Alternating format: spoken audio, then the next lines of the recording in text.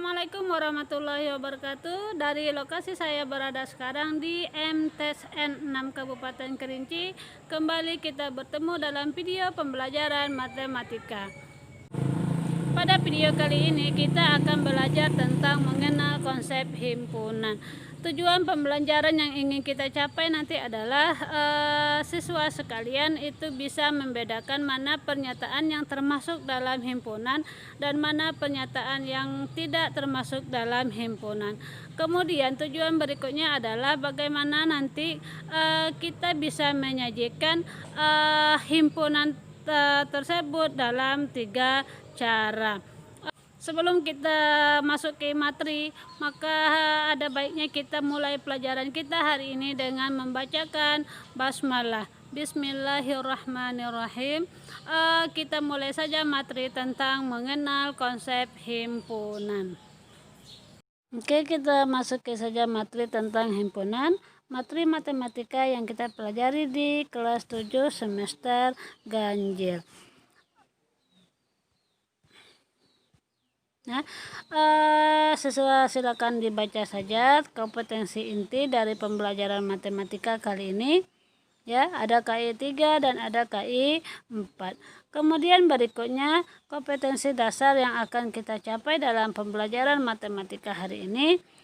Salah satunya itu ada KD 3.4. Kita hanya akan menjelaskan dan menyatakan tentang konsep himpunan. Kemudian ada KD 4.4, kita akan menyelesaikan masalah kontekstual yang berkaitan dengan himpunan. Kemudian kita akan lihat juga indikator pembelajaran. Pada bab himpunan ini indikator pembelajarannya banyak ya. Di sini yang tertulis sini ada 3. Cuman untuk hari ini kita akan memfokuskan indikator pembelajarannya itu adalah indikator pembelajaran yang pertama. Kita akan menyatakan masalah sehari-hari ke dalam bentuk himpunan. Kemudian kita akan melihat atau menyebutkan anggota dari himpunan tersebut.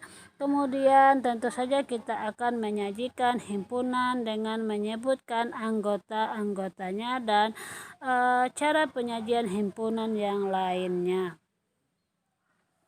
Nah, di akhir pembelajaran atau selama proses pembelajaran, maka tujuan pembelajaran yang ingin kita capai nanti adalah yang pertama tentunya nanti diharapkan siswa sekalian mampu menganalisis dan memahami konsep himpunan itu sendiri. Kemudian yang kedua bisa menyajikan himpunan. Kemudian yang berikutnya siswa mengetahui macam-macam himpunan. Nah, pada video kali ini ada beberapa pokok bahasan yang akan kita pelajari. Yang pertama tentu saja kita akan melihat tentang pengertian himpunan, kemudian aturan dalam penulisan himpunan, kemudian poin yang ketiga kita akan belajar tentang cara menyajikan himpunan, kemudian yang keempat kita akan melihat sedikit tentang macam-macam himpunan. Kemudian yang terakhir tentu saja untuk melihat pemahaman kita, maka nanti kita akan diberikan soal-soal latihan. Kita masuki saja materi yang pertama yaitu pengertian tentang himpunan. Definisi himpunan. Himpunan adalah kumpulan objek yang dapat didefinisikan dengan batasan yang jelas dan terukur, sehingga dapat diketahui apakah dia termasuk ke dalam himpunan atau di himpunan tertentu. Maksudnya apa? Nanti kita akan diberikan pernyataan. Nah, pernyataan itu nanti kalimatnya itu harus bisa kita artikan atau harus bisa kita definisikan dia dengan jelas dan mudah dipahami. Artinya apa? Dia mempunyai batas yang jelas, kemudian bisa terukur. Ketika dia batasannya sudah jelas atau terdefinisi dengan jelas, maka dia akan termasuk ke dalam himpunan. Tetapi jika definisinya tidak jelas, kemudian batasannya juga tidak jelas, maka dia bukan merupakan dalam himpunan. Nah, untuk melihat pemahaman kita apakah dia himpunan atau tidak, mari kita lihat contoh soal berikut. Tentukan apakah pernyataan di bawah ini termasuk himpunan atau bukan. Kemudian yang nomor 1, kumpulan hewan karnivora. Hewan karnivora, definisinya jelas atau tidak? Jelas. Hewan karnivora itu adalah hewan pemakan daging. Artinya carilah anggota-anggota yang dia termasuk ke dalam hewan pemakan daging. Jelas tidak perintahnya? Jelas. Kalau begitu kita cari hewan pemakan daging itu apa saja? Ada anjing, ada harimau, ada kambing, ada buaya. Kambing pemakan daging atau tidak? Tidak. Kambing dia pemakan tumbuhan. Kalau begitu kambing bukan termasuk dalam kumpulan hewan karnivora. Jadi hewan karnivora contohnya apa saja? Ada anjing, ada singa, ada harimau, ada buaya. Sementara hewan yang bukan karnivora itu ada kambing, ada sapi. Ya, jadi ketika kita sudah bisa membedakan, kemudian sudah tahu batasnya, dia termasuk hewan karnivora dan bukan hewan karnivora, maka kalimat nomor 1 dia merupakan himpunan. Mari kita lihat lagi contoh yang nomor 2, kumpulan orang yang pintar. Orang yang pintar di sini ini tentu saja berbeda-beda menurut orang yang melihat. Ada orang yang pintar dari segi mengaji, ada orang yang pintar dalam membaca, ada orang yang pintar dalam matematika, bahkan ada orang yang pintar dalam berbohong. Artinya apa? Untuk kalimat yang nomor 2 batasannya tidak jelas karena tidak disebutkan secara rinci kumpulan orang yang pintar dari segi apa misalnya. Maka nomor 2 karena pintar itu berbeda-beda menurut orang yang memandangnya, maka yang nomor 2 ini kumpulan orang yang pintar bukan termasuk ke dalam himpunan. Kita lihat nomor 3, kumpulan warna pelangi himpunan atau bukan? Ya, warna pelangi apa saja? Ada mejiku, hibi, niu, ada merah, ada jingga, ada hijau, ada kuning, ada biru, ada ungu. Apakah hitam termasuk warna pelangi? Tidak. Artinya nomor 3 ini batasnya sudah jelas. Ya, warna pelangi kita tahu ini saja yang termasuk warna pelangi dan bukan. Karena nomor 3 batasannya sudah jelas atau definisinya sudah jelas atau perintahnya sudah jelas, maka yang nomor 3 ini termasuk ke dalam himpunan. Kemudian yang nomor 4, kumpulan warna yang bagus, ya, atau kumpulan warna yang indah. Warna di sekitar kita itu kan banyak, tetapi tidak semua orang menyukai satu warna. Menurut kelas 7A, menurut Rasya, warna yang bagus itu malah warna biru. Tetapi Askia karena dia tidak suka warna biru, maka menurut dia warna yang paling bagus adalah warna kuning. Lain halnya ketika ibu masuk ke kelas 7B, warna yang bagus itu malah ternyata katanya warna hitam. Jadi kumpulan warna yang bagus itu sekali lagi berbeda-beda menurut orang. Maka yang nomor 4 ini bukan termasuk ke dalam himpunan. Kemudian yang nomor 5, kumpulan bilangan asli. Maka perintahnya apa? Adalah kumpulan yang termasuk ke dalam bilangan asli. Seperti kita tahu bilangan asli itu dimulai dari angka berapa saja? Iya, bilangan asli selalu dimulai dari bilangan 1. Jadi apakah 0 termasuk bilangan asli? Tidak. Negatif 3? Tidak. Karena kita sudah bisa membedakan mana angka yang termasuk ke dalam bilangan asli dan tidak, maka kalimat yang nomor 5 ini dia termasuk ke dalam himpunan. Sampai sini paham ya mana yang himpunan dan yang bukan? Oke, kalau begitu nanti silakan dilihat di sekitar kita, cari kalimat-kalimat yang ada di sekitar kita. Kemudian kita lihat apakah dia masuk ke dalam himpunan atau bukan. Oke, kita masuki poin pembahasan yang kedua, yaitu aturan dalam penulisan himpunan.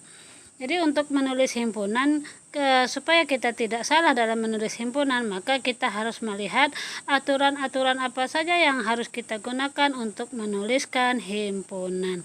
Nah, aturan penulisan himpunan di sini, maka Ibu rangkum dia menjadi 5 aturan. Yang pertama, penamaan sebuah himpunan dilambangkan dengan huruf kapital. Apa itu huruf kapital? Itu kita menggunakan huruf besar. Bisa huruf A, bisa huruf C, bisa huruf P, terserah kita mau melambangkan dengan huruf apa. Kemudian yang kedua, syarat yang kedua itu penulisan anggota himpunan harus di dalam kurung kurawal. Jadi yang membedakan himpunan dengan yang lain, maka dia anggotanya selalu diberikan tanda kurung kurawal. Aturan yang ketiga, bagaimana kalau anggota himpunannya itu lebih dari satu? Nah, untuk memisahkan satu anggota dengan anggota lainnya, maka kita memakai tanda koma. Nanti di contoh soal kita akan lihat kapan tanda koma itu dipakai. Nah, aturan yang keempat, jika anggota himpunannya masih banyak dan tidak dapat kita sebutkan satu persatu atau dia masih berlanjut, maka kita menggunakan tanda titik-titik seperti ini. Nah, yang terakhir aturannya adalah dalam himpunan biasanya ini diberi seperti tanda terbalik ya, menghadap ke kanan, maka ini namanya notasi elemen atau kita baca dengan anggota dari. Nah, jika nanti kita bertemu tanda elemen yang digaris, maka ini dibaca bukan anggota dari. Jadi mudah-mudahan dengan aturan ini kita paham dalam cara penulisan himpunan. Sampai sini nanti kalau ada yang kurang paham, boleh nanti ditanyakan ke grup supaya teman-teman kita yang lain juga bisa melihat apa pertanyaan kita, kemudian apa jawabannya. Berikutnya kita akan masuk bagaimana sih cara kita menyajikan himpunan. Nah, penyajian himpunan ini bisa dilakukan dengan 3 cara. Yang pertama, kita menyajikan himpunan dengan menggunakan kata-kata. Kemudian yang kedua dengan menyebutkan anggota-anggotanya, dan yang ketiga dengan menggunakan notasi pembentuk himpunan. Baik, kita lihat cara yang pertama, yaitu kita menyajikan himpunan dengan kata-kata. Apa itu? Yaitu dengan menyebutkan semua syarat ataupun sifat dari anggota himpunan tersebut di dalam kurung kurawal. Mari kita lihat contoh yang pertama. A adalah himpunan bilangan prima antara 2 dan 10. Maka untuk menyajikannya dengan kata-kata, maka kita tulis menjadi A sama dengan dalam kurung kurawal bilangan prima antara 2 dan 10. Jadi dari kata-kata yang ini bilangan prima antara 2 dan 10 kita tuliskan langsung ke dalam kurung kurawal. A sama dengan. Jadi himpunan A anggotanya adalah bilangan prima antara 2 dan 10. Jadi itu namanya dengan kata-kata. Nah, kita lihat lagi contoh yang kedua.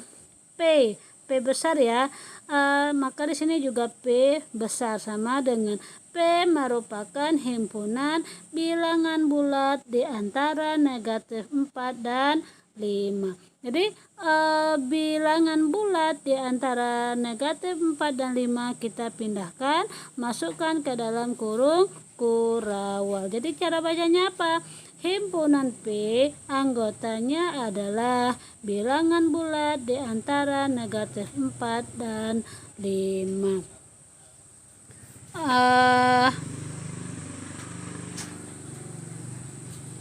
Berikutnya, bagaimana caranya kita menyajikan himpunan dengan menyebutkan anggota-anggotanya.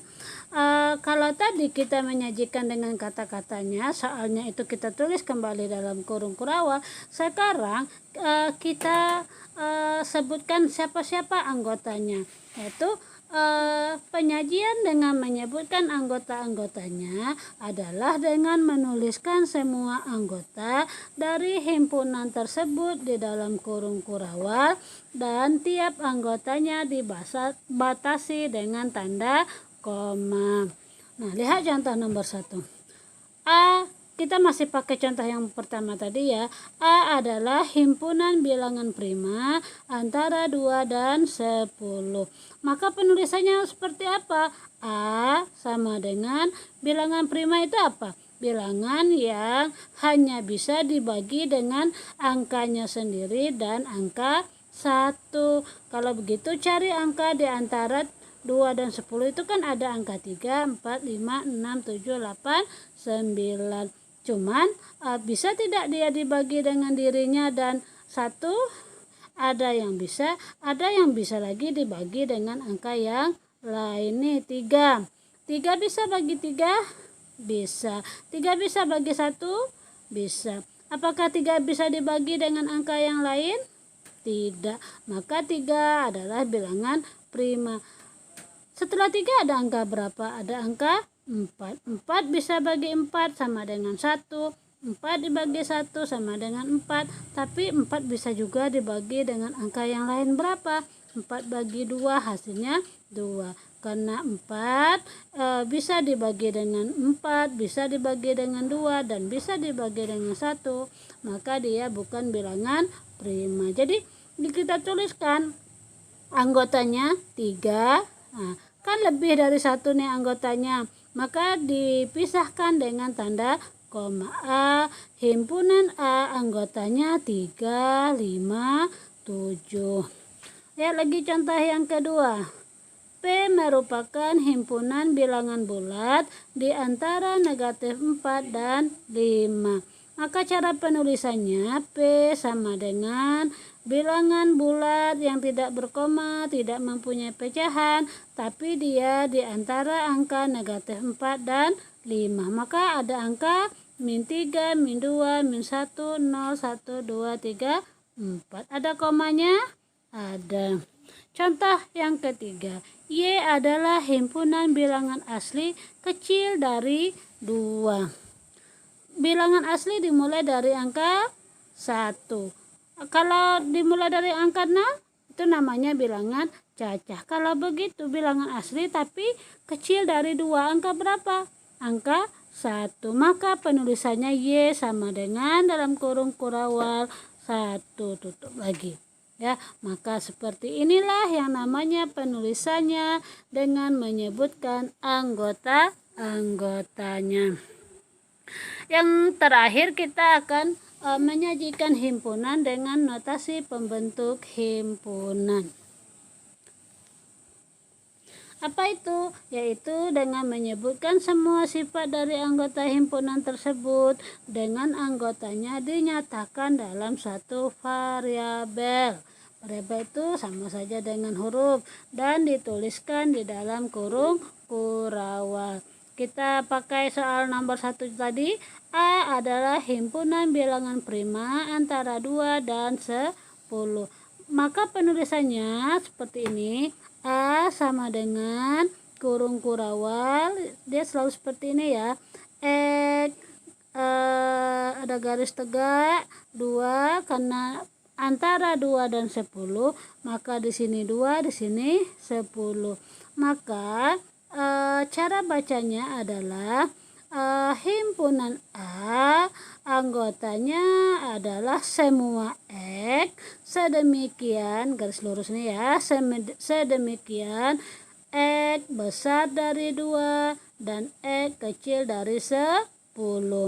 X adalah anggota bilangan prima. Jadi penulisannya seperti ini yang disebut dengan notasi pembentuk himpunan. Sama dengan soal yang kedua seperti itu juga. P merupakan bilangan bulat di antara negatif 4 dan 5. Maka di sini negatif 4, ujung sini 5.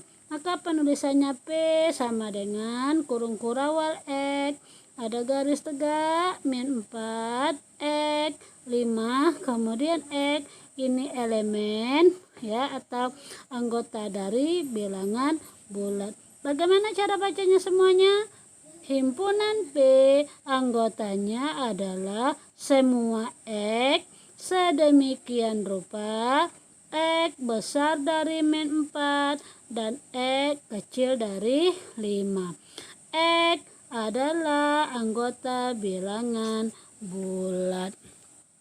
Sampai sini mudah-mudahan paham ya dengan cara penulisan himpunan dengan notasi pembentuk himpunan.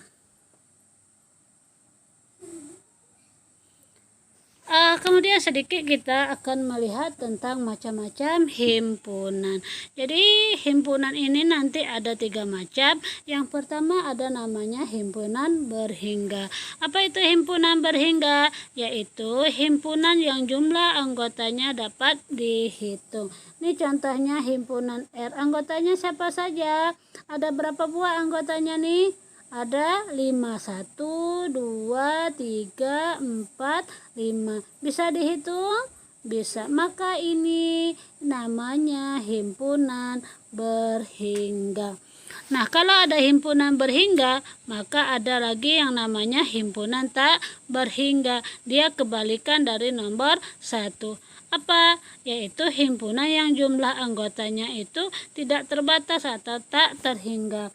Apa artinya? Contohnya P adalah anggotanya bilangan asli. Bilangan asli itu kan banyak tuh. Selagi dia dimulai dari angka 1, 2, 3, 4, 5 dan seterusnya. Banyak sekali. Maka ini namanya himpunan tak berhingga. Terakhir ada namanya himpunan kosong. Apa itu? Himpunan yang sebenarnya dia mempunyai hasil, tapi dia tidak mempunyai anggota.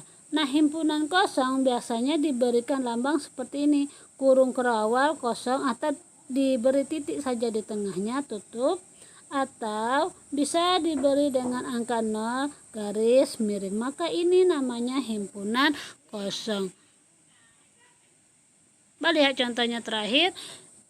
M adalah bilangan bulat antara 4 dan 5. Bilangan bulat itu bilangan yang tidak punya koma, bilangan yang tidak berbentuk pecahan. Antara 4 dan 5 ada enggak angka bulat lainnya? Tidak ada. Maka penulisannya M sama dengan seperti ini, kurung kurawal kosong, atau M sama dengan 0 beri garis miring. Maka ini jawabannya M. Jawab M anggotanya adalah himpunan kosong, atau M anggotanya himpunan kosong. Jadi demikian ya materi kita tentang macam-macam himpunan. Ibu yakin dan percaya anak-anak ibu di rumah insya Allah tetap semangat untuk belajar. Kali lagi jika ada pertanyaan silakan disampaikan di grup pembelajaran matematika kita. Nah, terakhir ya, untuk melihat pemahaman kita tentang konsep himpunan, maka nanti silakan siswa sekalian buka LKS yang ada di rumahnya masing-masing. Kemudian lihat tugas yang pertama, lihat halaman 25 bagian A nomor 1 sampai 5. Kemudian kerjakan juga nomor 2 itu halaman 25 dan 26 tapi bagian B nomor 1 dan sampai nomor 4. 4. Ya, jangan lupa tugas dikerjakan di buku latihan, kemudian hasilnya dikirimkan ke WA Ibu. Nanti setelah kita sekolah, semua tugas kita kumpulkan untuk kita koreksi. Baik, itu saja materi kita hari ini tentang konsep himpunan. Mudah-mudahan semuanya makin paham tentang konsep himpunan. Demikian saja pertemuan kita hari ini. Semoga video ini bermanfaat bagi siswa sekalian. Kemudian kita tutup saja pembelajaran kita hari ini dengan membacakan hamdalah. Alhamdulillahirabbil alamin. Assalamualaikum warahmatullahi wabarakatuh.